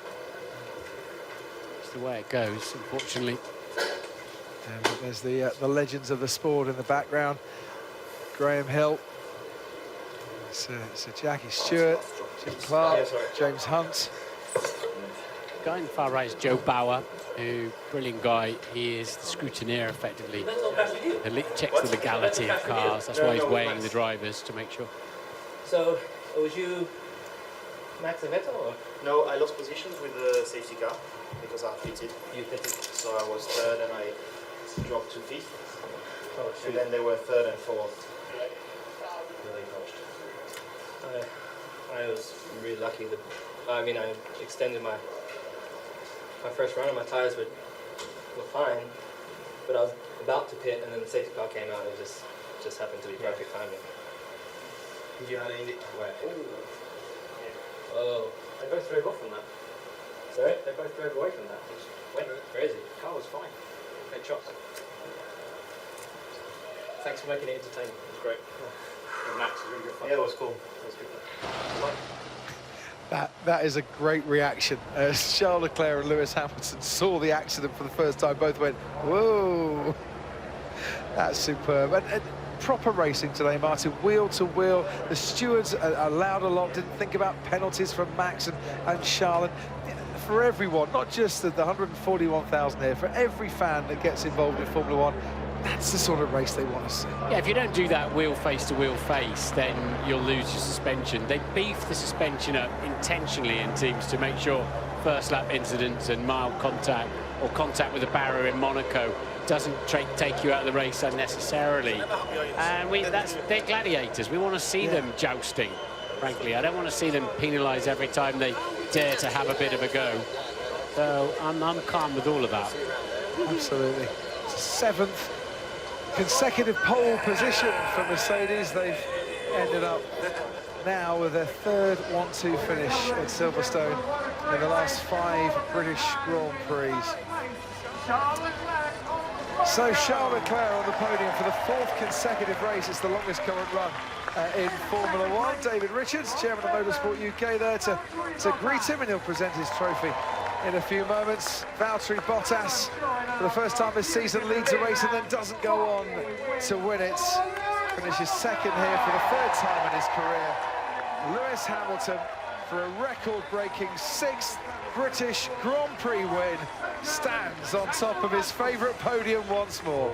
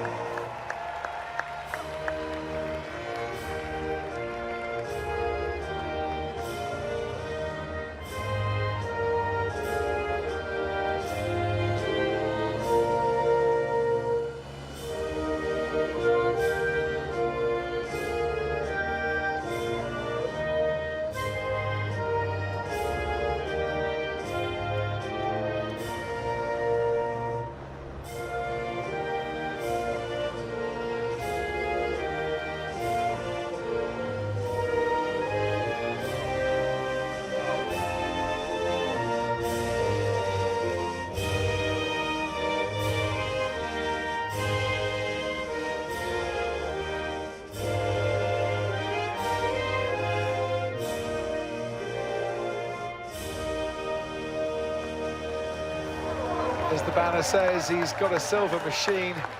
Martin Brundley's got the golden touch at the moment, Lewis Hamilton, and he's got a golden trophy coming his way too. Very important trophy, wonderful trophy that is. Red Bull will be frustrated to see there's nobody up there from their team after a potentially very strong day. So he wants the proper trophy up there so we can throw it up into the air and it's not going to fall apart. And he knows the lid won't fall off because he knows the trophy quite well. Well, 6th time that he's done it. It's also a record-breaking 9th British Grand Prix podium for Lewis Hamilton as well. So Jackie Stewart presenting the Constructors' Trophy to Mercedes for a third 1-2 finish as well here in the last 5 years. Valtteri Bottas, our runner-up today, and Alan Cairns, the Secretary of State for Wales, presenting Valtteri Bottas with his silverware. Charles Leclerc will get his third-place trophy as well. What an incredible British Grand Prix it was. A real treat for a record-breaking crowd. The future secured for Silverstone for at least 5 more years. And I'll tell you what, they're like that every year. We'll come back for another 50. the 70th British Grand Prix, won in a record-breaking 6th time by Lewis Hamilton, championship leader, and a champion performance on a champion Grand Prix.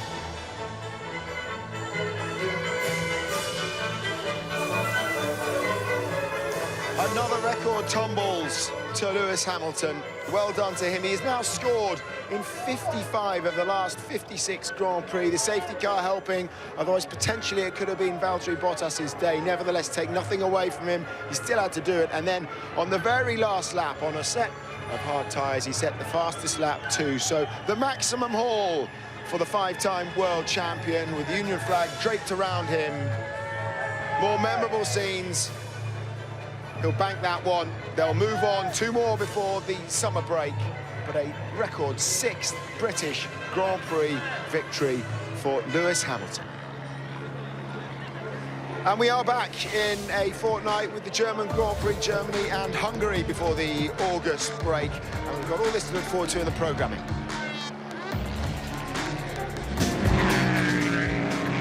It's the sound, it's the exhilaration. You've got no seatbelt.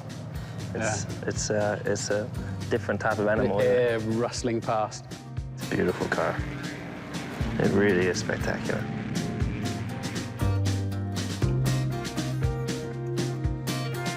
Who was Michael Schumacher? The greatest racing driver that ever lived, the most controversial racing driver that ever lived. One thing's for sure, he was certainly the greatest rival I ever raced against.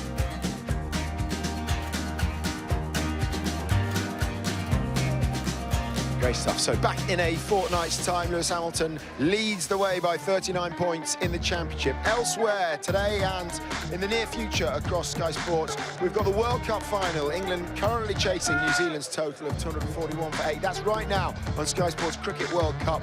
There's Netball World Cup with the Northern Ireland against Zimbabwe. That's now on Sky Sports Action. The Open Day 1 from Thursday from Portrush from 6:30 in the morning. The Women's Ashes, Day 1 of England-Australia from 10:30 on Thursday, and then the 1st of August, it will be here before you know it, the first test between England and Australia, 10 a.m. Sky Sports Cricket, Sky Sports main event. Available now on demand, the hit series Chernobyl, a Sky original. Okay, let's hear from James Allison talking with Ted Kravitz.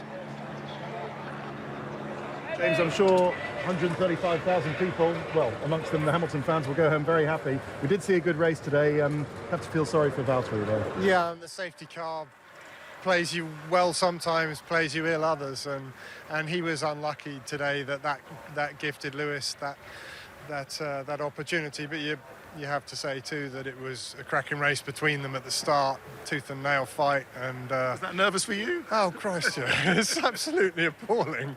But they give each other. They're very, very clean with each other, and yeah, it's terrifying to watch, but it's also utterly compelling, isn't it? So. No, it was great stuff. And what was your thinking when you pitted Valtteri? Obviously, you didn't know Giovinazzi was going to spin. There's going to be a safety car. Were you giving Lewis the time? What was your thinking on what you would do with his strategy there? We're just very much in the headspace of a two-stop, just standard two-stop, optimising the race for that two-stop, and